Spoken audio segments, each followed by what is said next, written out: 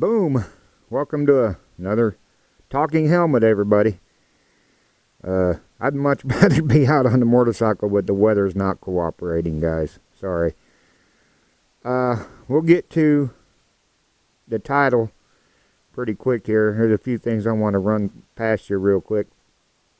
Just that I've updated my everyday carry.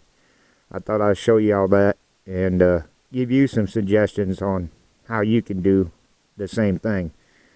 With the things going on today, you have to wear gloves. Some places I go to, I have to wear gloves and I have to wear a mask. Alright? So I'm going to show you how to properly remove your gloves also. But the other thing I'm going to show you is this right here. This is a leather glove holder. It's got the basket weave pattern on it and everything else. Alright, I'll show you that. And then you can find these at a cop shop. You don't have to be a cop to buy these. Alright, and some pawn stores will have stuff like this. If you go to a pawn store that has like stun guns and stuff, usually they'll have some security officer stuff and everything else too. But some pawn stores will have this stuff. I have different styles. A bigger one that's kind of bulky, so I don't wear it, but it's got snaps on it. And it holds gloves.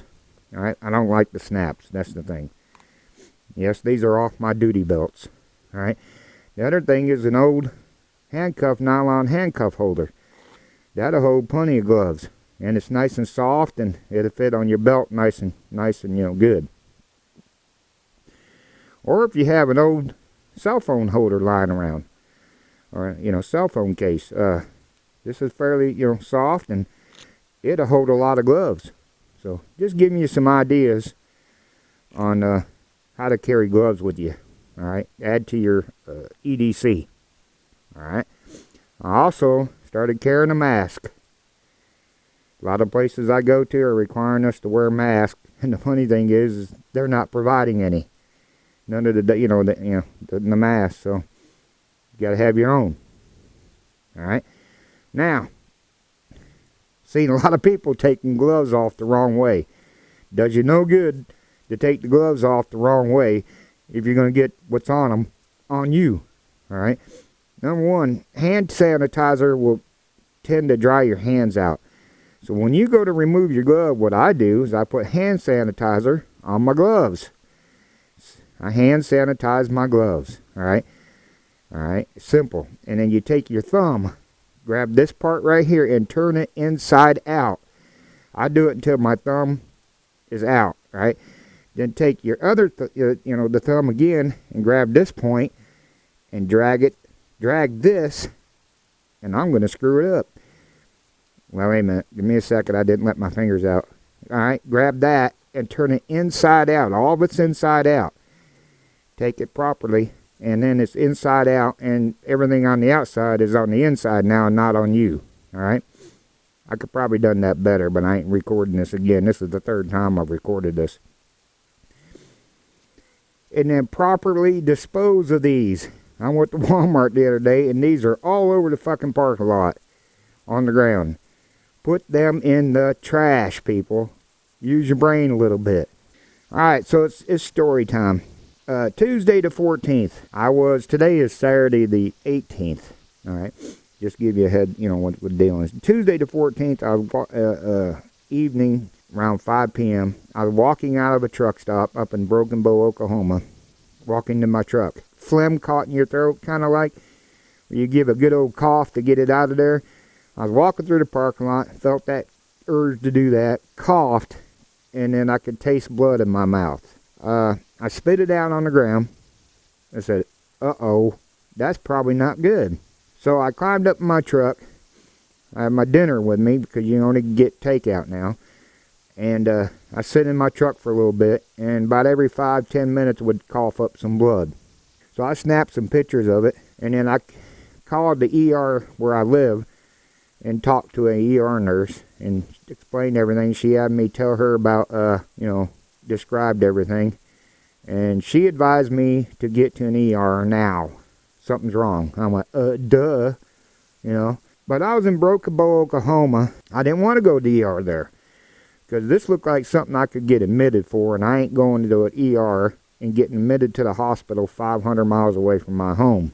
So this continued on till about 10 o'clock. I coughed up blood here and there. Finally fell asleep and woke up several times during the night, coughed up blood. But by Wednesday morning, it had stopped. I was only coughing up some clear liquid, clear phlegm or something. And so I continued.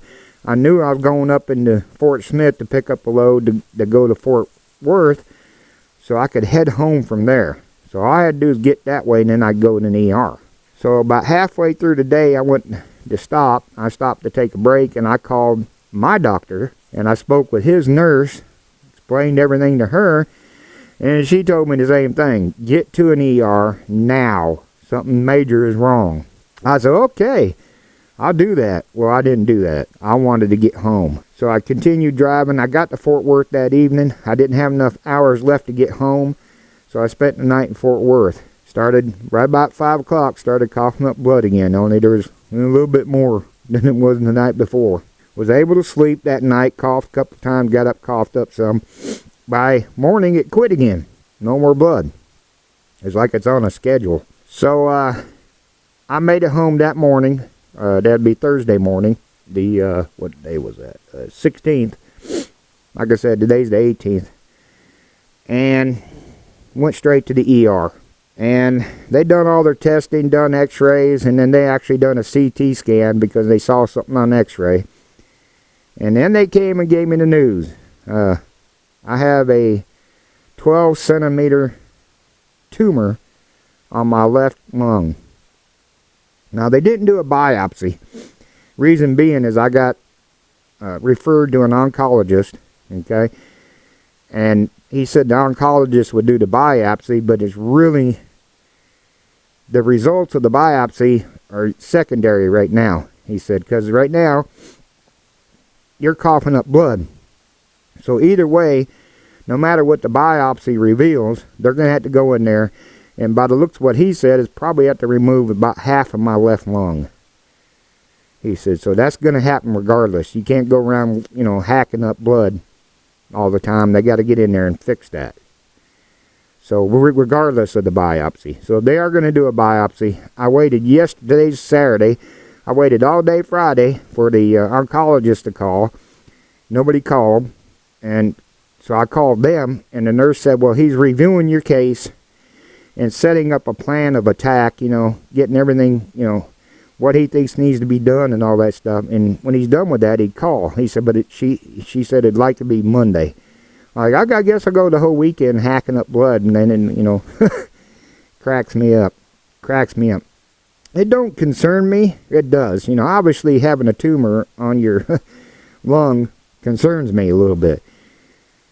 But I pretty much just lost my job because I can't go around, especially some of these places we go to are requiring us pretty much to wear a hazmat suit, and if I'm hacking up blood in front of them, it's probably not a good deal.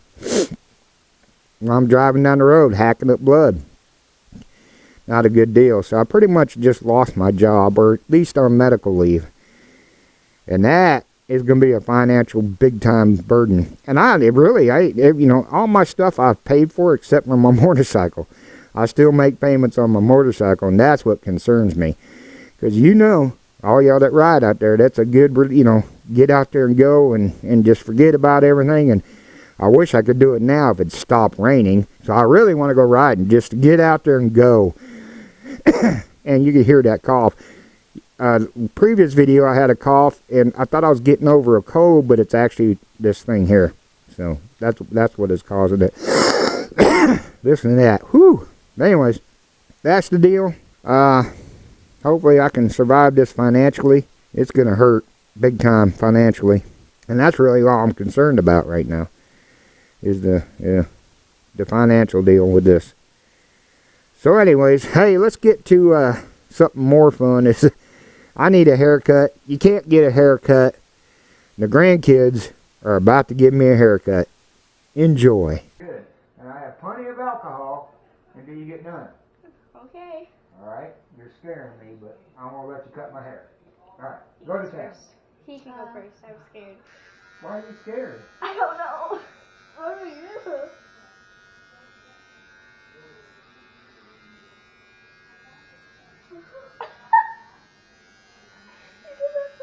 Wait, let me do it.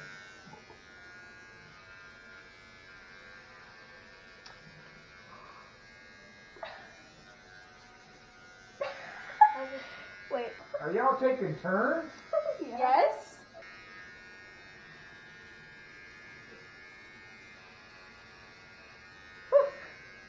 Okay, that's fine. Perfect. Well, I don't need it now. But leave it here.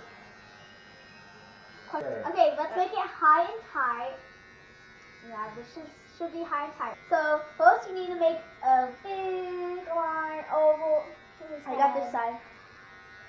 I got this side. Whoa, look at that! What are you talking about? What? Nothing. Well, this is the best way to do a high and tight haircut. Is it? Yeah. Alright. You know what we're talking about. You know. Yeah. And now for the final part. Wait, I have to get this side. It isn't really doing it well.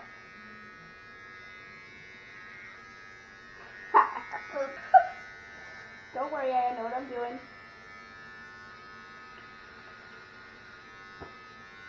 It don't feel like you're doing a high and tight. I am. You don't know what you're feeling. Your head's numb. And eye coordination is not good. And you cut hair? Yeah. Yeah, because we know how. Yeah, I can I did it. This exactly. You can't stand in front of the camera. I know, I realize that. No, I'm not. Why is there so much hair? I don't know. Are you done? Brad, you want to go in with the finer tip? Yep, I will do it. Or do I need to look in the mirror? Nope. No. For the review in 3, 2, 1. I can't see it. What the heck? Alright. I hope you enjoyed the grandkids giving me a haircut. They had fun. That was an important thing too. So if you want to follow along with this new little journey that I'm about to go on, you know, they are going to have to do surgery. They are going to have to remove about half my lung and this everything else. The good thing is he said it's a good sign that the only way that I knew that I had the tumor was I was coughing up blood, and I had to go, you know, get a CT scan. He said, therefore, you know, you're not showing any kind of symptoms as far as, you know, having trouble breathing and everything, just except for the coughing. So that's a good sign.